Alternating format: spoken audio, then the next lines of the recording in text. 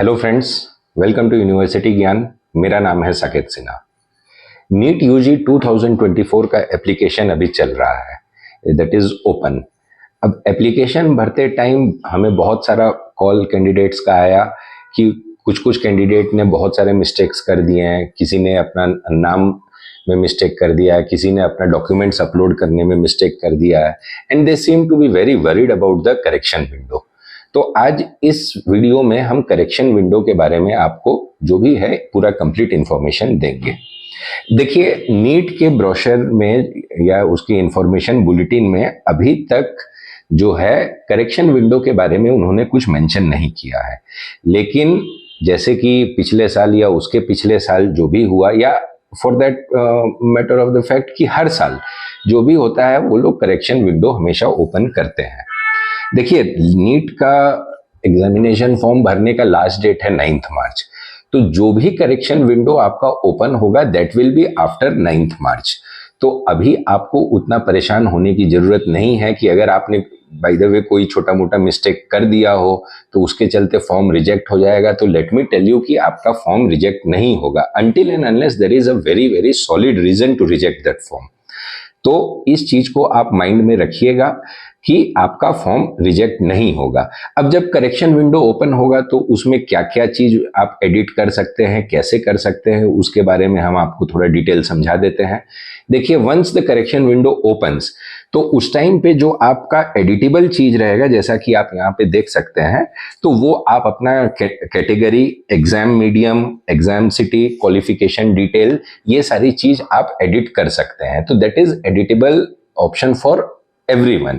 तो जिसमें आप अपना कैटेगरी को अपडेट कर सकते हैं, या अपना जो एग्जाम मीडियम जिस लैंग्वेज में आप, या तो इंग्लिश में है या अदर वर्नाक्युलर लैंग्वेजेस में अगर आप एग्जाम देना चाहते हैं तो उसको भी आप अपडेट कर सकते हैं। इवन कि आपका ये जो सेंटर का आपने जो चॉइस किया है उसमें भी एक ऑप्शन आपको एडिट करने का आएगा।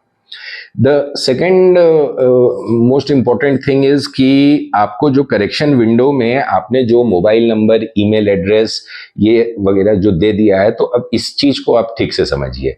देखिए, अगर आपने जो फॉर्म भरा है वो अगर आपने आधार के थ्रू उसको वेरीफाई किया है, ठीक से समझिएगा, अगर आपने उसको आधार के थ्रू वेरीफाई किया है तो आपके आधार में जो आपका नेम है या आपका जो मोबाइल नंबर है या एड्रेस है, तो उसने तो आधार से ही आपको फेच कर लिया होगा।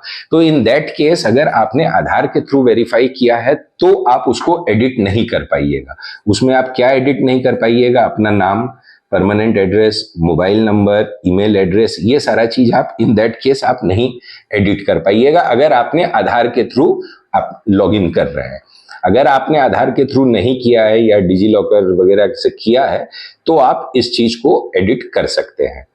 अब बहुत सारे बच्चों का ये क्वेश्चन था कि उन्होंने थंब इम्प्रेशन डालने में मिस्टेक कर दिया है, या तो उन्होंने फोटोग्राफ अपलोड करने में मिस्टेक कर दिया है। जैसे कि फोटोग्राफ में नीचे मेंशन आपको करना था कि आपका नेम और आपका date of taking the photograph, तो बहुत सारे बच्चों ने वो मिस्टेक कर दिया है। तो देखिए, अब इस केस में क्या होगा?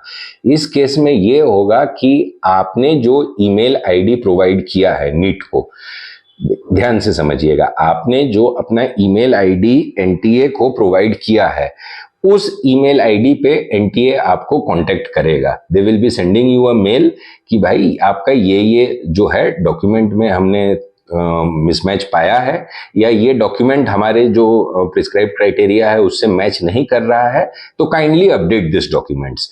तो देखिए, वो जो आपने ईमेल आईडी दिया है उस ईमेल को आप आफ्टर 9 मार्च हमेशा उसको आप चेक करते रहिएगा, ताकि उसमें आपको जो भी इंफॉर्मेशन या जो भी कम्युनिकेशन एनटीए के थ्रू आए तो वो आप कम्युनिकेशन को आप रिप्लाई कर सकिए। आप अपना इनबॉक्स चेक कीजिएगा और इवन आप अपना स्पैम फोल्डर भी चेक कीजिएगा, क्योंकि कभी कभी क्या होता है कि जो भी मेल आता है तो it goes in spam folder. तो इस चीज का आप ध्यान रखिएगा।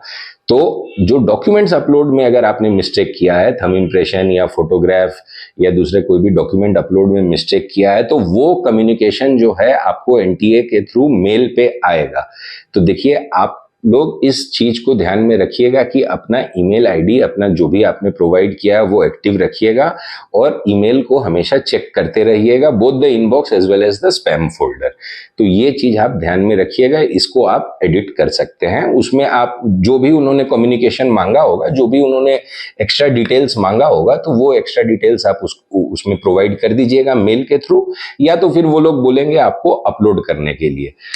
दूसरी चीज ये है कि देखिए, करेक्शन विंडो खुलेगा, वो हमेशा खुलता है, उसमें आप एडिट कर सकते हैं, तो उसके लिए आप उतना परेशान मत होइएगा। कुछ कुछ बच्चों को ये भी प्रॉब्लम आ रही है, जैसे कि हमें फोन करके उन्होंने बताया कि कुछ कुछ बच्चों को उन्होंने पेमेंट कर दिया है, उनका पेमेंट अकाउंट से डेबिट भी हो गया है, लेकिन वो वेबसाइट पे दिखा नहीं रहा है एप्लीकेशन फॉर्म में। तो इन दैट केस देखिए, अगर आपने पेमेंट कर दिया है तो कुछ दिन तक आप उसको वेट कीजिए, 2-4 दिन, 1 हफ्ता वेट कीजिए। अभी क्या है कि देखिए, फॉर्म निकले हुए जस्ट 1 वीक टाइम हुआ है। अब उन लोग के वेबसाइट, एनटीए के वेबसाइट में कुछ कुछ जो भी है प्रॉब्लम्स अगर आते रहते, तो वो लोग उसको रेक्टिफाई करते रहते हैं।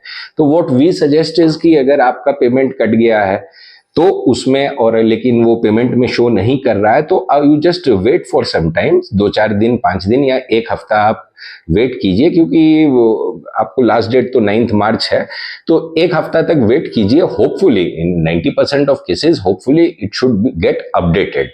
अगर मान लीजिए बाय द वे अगर अपडेट नहीं होता है, तो फिर आपको रीपेमेंट करना पड़ेगा। तो उसमें ये चीज हो गया। पेमेंट में भी कुछ कुछ बच्चों को दिक्कत आ रही थी। अब कुछ कुछ बच्चों को दिक्कत आ रही है कि फॉर्म भरते टाइम अचानक से सेशन एक्सपायर्ड दिखा देता है। तो देखिए, सेशन एक्सपायर्ड अगर आप अपने लैपटॉप या पीसी जो भी है उसको अगर 5-10 मिनट तक ऐसे ही आइडियल छोड़ दीजिएगा विदाउट मूविंग योर कर्सर, तो फिर वो सेशन एक्सपायर्ड दिखाएगा। तो मेक श्योर कि जैसे ही आप फॉर्म भर रहे हैं तो एक कंटिन्यूअस फ्लो में उसको भर दीजिए। ज्यादा देर तक अपने सिस्टम को, लैपटॉप को या पीसी को आइडियल मत छोड़िए, तो वो प्रॉब्लम आपको फेस नहीं होगा।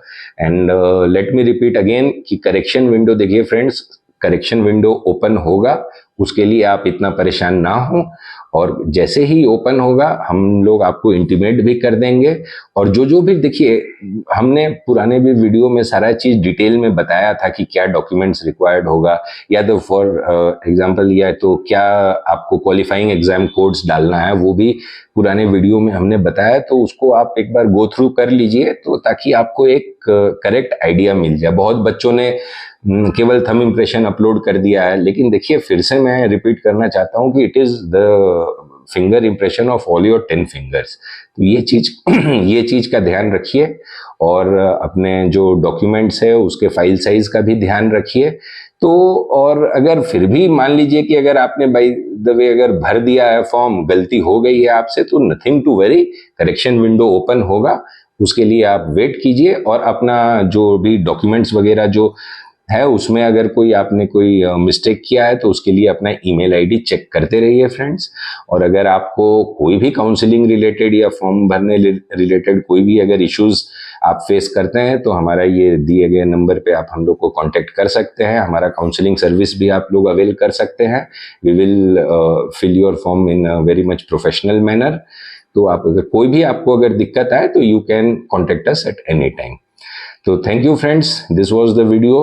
अगर आपको वीडियो हमारा अच्छा लगा हो तो वीडियो को लाइक कीजिएगा और हमारे चैनल को सब्सक्राइब कीजिएगा, और हमारे साथ बने रहिए। नीट यूजी 2024 के और भी जो भी लेटेस्ट अपडेट्स आते रहेंगे, हम लोग आपको अपडेट करते रहेंगे। Thank you.